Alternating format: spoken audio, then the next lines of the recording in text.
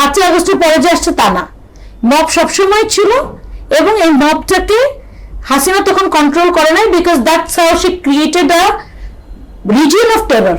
Main যে জিনিস জুলাই ঘোষণাপত্র, সেটিও 1 বছরে প্রদান করতে ব্যর্থ হয়েছে। এর থেকে বড় ব্যর্থতা আসলে কি বলবেন? এনজিও চালানো আর একটা দেশ চালানো ডিফারেন্ট। অ্যাকচুয়াল ভিজিবল কোনো চেঞ্জ আমরা দেখতে পাচ্ছি না। পুলিশ রিফর্ম যেটা সবচেয়ে ইম্পর্টেন্ট আমার কাছে মনে হয়। দেশের নাম্বার 1 ট্রেডিং অ্যাপ নিফটি ফার্স্টে পাচ্ছেন ট্রেডিং এর সব সুবিধা, dual এক্সটেন্স access, company analysis, portfolio তৈরি করা সহ আরও অনেক ইউনিক ফিচারের সাথে ট্রেড করতে ডাউনলোড করুন এক্ষুনি।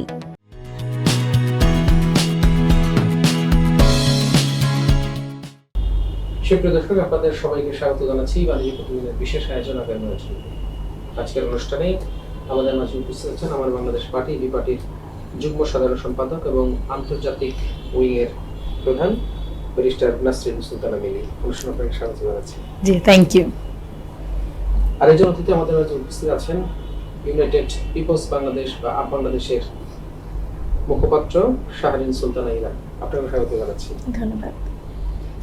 আচ্ছা, আপনার শুরুতে আমি একটু জানতে চাই যে আসলে যে আকাঙ্ক্ষা নিয়ে 5ই আগস্ট হয়েছিল বাংলাদেশে, এই আকাঙ্ক্ষা পূরণে রাজনৈতিক দলগুলো আসলে কতটা প্রস্তুত? আমার মনে হয় এটা সবচেয়ে ভালো রিফ্লেকশন আপনি দেখতে পারবেন যদি আপনারা বাংলাদেশ টেলিভিশনে যে এই যে ঐক্যমত্য কমিশনের যে মিটিংগুলো হয় না, এগুলো একটা লাইভ টেলিকাস্ট হয়। ওইখানে যদি একদিন দুদিন একটু শুনেন তাহলে বুঝতে পারবেন যে কে কতটুকু প্রস্তুত। এখানে একটা কোনো মানে খুবই অর্গানিক্যালি আমি দেখতে পাচ্ছি, আমি নিজে 3টা সেশনে ছিলাম উপস্থিত, অর্গানিক্যালি কিন্তু 2টা ভাগ হয়ে গেছে, pro reform and minimal reform. আমরা অ্যান্টি রিফর্ম বলতে চাই না, বাট মিনিমাল রিফর্ম।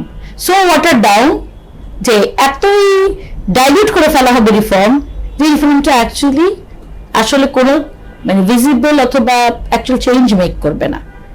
সো ওখান থেকে আমরা দেখতে পাচ্ছি যে যে রাজনৈতিক দলগুলো মনে করছে যে আমরা অ্যাপারেন্ট পাওয়ারে আছি অথবা আসছি, ওনারা রিফর্মটাকে এত ইম্পর্টেন্ট মনে করছে না যতটা ইম্পর্টেন্ট মনে করছে নির্বাচনকে।